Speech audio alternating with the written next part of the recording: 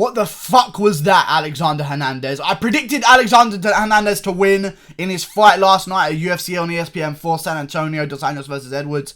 And he was fighting Francisco Trinaldo, which is a dangerous opponent. But I thought he would do a damn better job than that. I thought he could go either way by the time the judges came around. But hey, Alexander Hernandez, for a boring fight, got a fuck ton of cheers from that crowd. A fuck ton of cheers. You see a white boy in Texas, they go crazy. Okay, they go fucking crazy. Alright? So, Alexander Hernandez puts on a performance that led himself to get gifted a win by the judges in some people's eyes. I thought he could go either way with some rounds. I gave it to Trinaldo, but if you gave it to Hernandez, I'd be okay with it. But 30-27. Let's calm down. Okay? I know Trinaldo's 40 and probably has 2 fights left, but let's get the facts straight here. If Hernandez was going to get a win, it would be 29-28 him, 29-28 Trinaldo, 29-28 him. It wouldn't be a fucking 30-27 Hernandez across the board. There's no way. Unanimous decision. Well, hello. Anyway, Hernandez gets the win, and I'm glad Hernandez got the win, okay? I thought it was a very patient fight. I think it was too patient, if I'm honest with you. And I feel like if he would have let go and started throwing some combinations, he would have been able to tire Trinaldo down a bit more and actually implement his game plan, which was to push the pace. But pushing the pace only works if you're actually attacking someone. You can't just dance around. But yeah, I'm glad he won. Because if anyone wanted Hernandez to lose, then you hate the UFC. Because if Trinaldo wins, we get nothing. Okay? We get fuck all.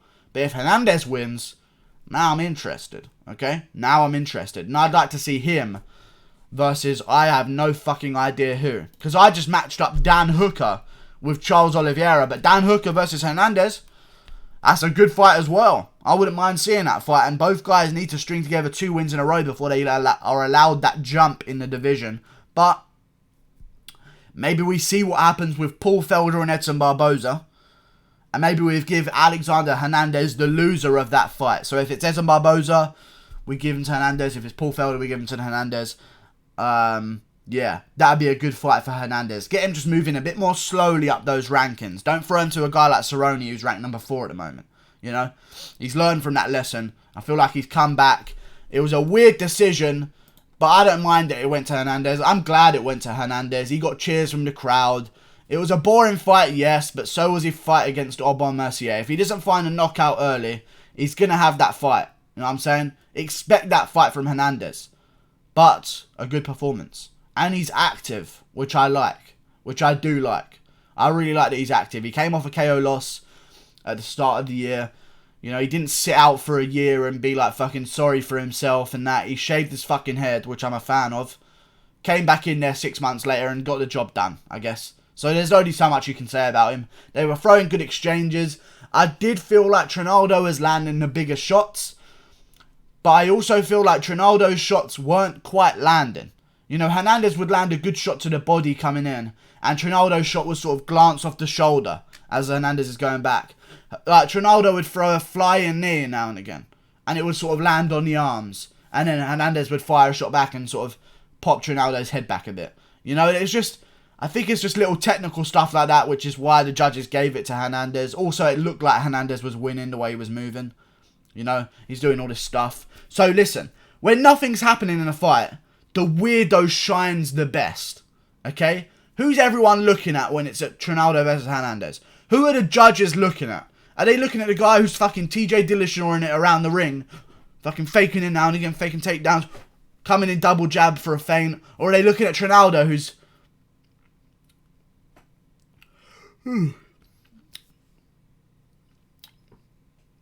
That's why they judge the fight that way. And it's Trinaldo and Hernandez's fault that it got that close. But if Trinaldo's upset at the decision, and if Trinaldo fans are upset at the decision, it's only his fault. You know what I'm saying? He needed to do more. He needed to show more action. And I'm telling you, when there's nothing happening, people look at the weirdo doing the weird shit. Okay? And that's why Hernandez won, in my opinion. So, Hernandez gets the job done. I'd like to see him versus the loser of Edson Barboza and Paul Felder. Let's make it happen. Let's make it happen. Like and subscribe. Thanks for watching.